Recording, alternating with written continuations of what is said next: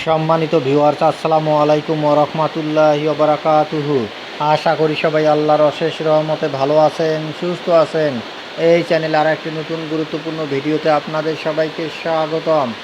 আজকে আলোচনা করব ডিসেম্বর থেকে এপ্রিল পর্যন্ত এমপিওভুক্ত শিক্ষকদের বেতন নিয়ে সর্বশেষ তথ্য বিস্তারিত থাকছে ভিডিওতে। এই ভিডিওটি দেখার আগে যারা এই চ্যানেলে একদম নতুন তারা অবশ্যই চ্যানেলটি সাবস্ক্রাইব করে পাশে থাকা বেল আইকনটি প্রেস করে দিন। আর যারা ইতিমধ্যে সাবস্ক্রাইব করেছেন তাদেরকে জানাই অসংখ্য ধন্যবাদ। ডিসেম্বর থেকে এপ্রিল পর্যন্ত এমপিওভুক্ত শিক্ষকদের বেতন নিয়ে সর্বশেষ তথ্য। মাধ্যমিক ও উচ্চশিক্ষা অধিদপ্তরের মাসিক সর্বশেষ তথ্যানুসারে এমপিওভুক্ত শিক্ষকদের ডিসেম্বর 2024 থেকে এপ্রিল 2025 পর্যন্ত বকেয়া বেতন প্রস্তাব পাঠানো হয়েছে মন্ত্রণালয়ে। বছরের শুরু থেকে অপেক্ষমান শিক্ষক শিক্ষিকারা এখন কিছুটা স্বস্তি পাচ্ছেন এই আশ্বাসে যে খুব শীঘ্রই তারা তাদের বেতন ভাতা হাতে পেতে যাচ্ছেন।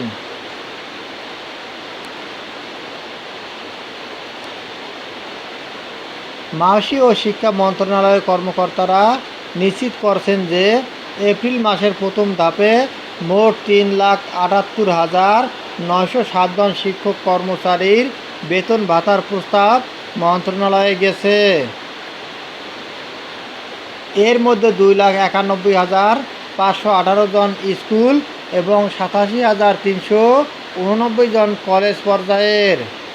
ডিসেম্বর মাসের সপ্তম ধাপের 1,242 জন শিক্ষক কর্মচারীর মধ্যে স্কুলের 869 জন এবং কলেজের 373 জন রয়েছেন।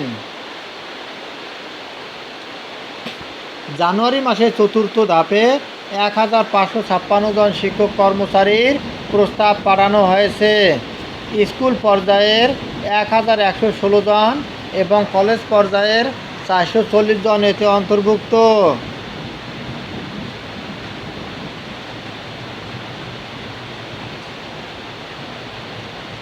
ফেব্রুয়ারির তৃতীয় ধাপের আংশিক তালিকায় 1,573 জন শিক্ষক কর্মচারীর বেতন প্রস্তাব মন্ত্রণালয়ে গিয়েছে, যার মধ্যে স্কুলের 1,127 জন এবং কলেজে 446 জন রয়েছেন। একই সংখ্যক শিক্ষক কর্মচারীর জন্য মার্চ মাসের দ্বিতীয় ধাপের প্রস্তাবও প্রেরণ করা হয়েছে।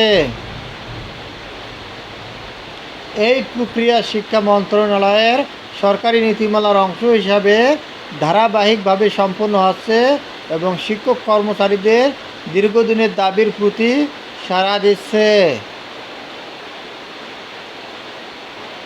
বৈশাখী ভাতা ও উৎসব ভাতা।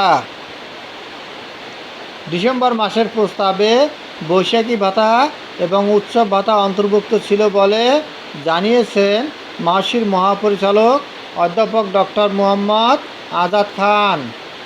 17 মে রাতে এসব প্রস্তাব শিক্ষা মন্ত্রণালয়ে পাঠানো হয়েছে। বেতন ছাড়ের অগ্রগতি। বেতন ছাড়ের বিষয়টি বর্তমানে নির্ভর করছে শিক্ষা মন্ত্রণালয়ের চূড়ান্ত অনুমোদনের উপর। শীঘ্রই বেতন ছাড়ের আশ্বাস দিয়েছেন ডিজি নিজেই, যা শিক্ষক সমাজের জন্য আশার আলো। অনুসন্ধানে জানা গেছে অধিদপ্তরের ইএমআইএস সেলে কর্মরত কিছু প্রকল্পভুক্ত কর্মকর্তার কারণে এই প্রক্রিয়ায় কিছু বিলম্ব ঘটেছে। তবে এখন সেই ধাপগুলো ধীরে ধীরে অতিক্রম করে ফাইলগুলো মন্ত্রণালয়ে পাঠানো হচ্ছে।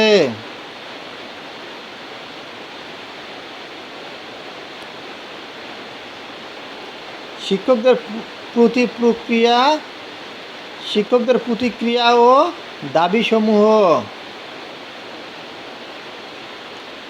শিক্ষক সমাজে দীর্ঘদিনের বেতন বকেয়া থাকা নিয়ে ক্ষোভ বিরাজ করছে।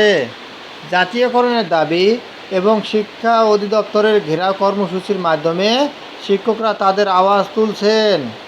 এসব দাবির ফলেই সরকার আরও সচেতন হচ্ছে এবং বেতন প্রক্রিয়া ত্বরান্বিত হচ্ছে।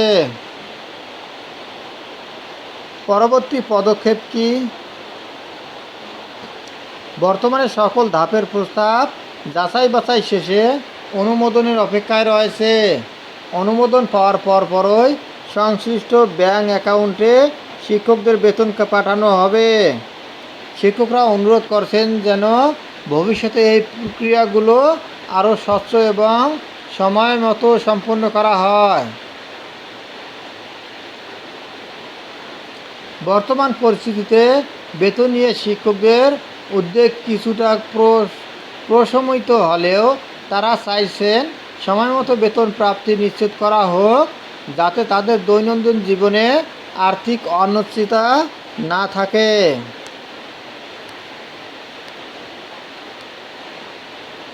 ধন্যবাদ জানিয়ে বিদায় নেওয়ার আগে আবারও অনুরোধ জানাই, যদি ভিডিওটি ভালো লাগে এবং সর্বশেষ শিক্ষামূলক আপডেট ভিডিও পেতে চান তাহলে অবশ্যই চ্যানেলটি সাবস্ক্রাইব করুন।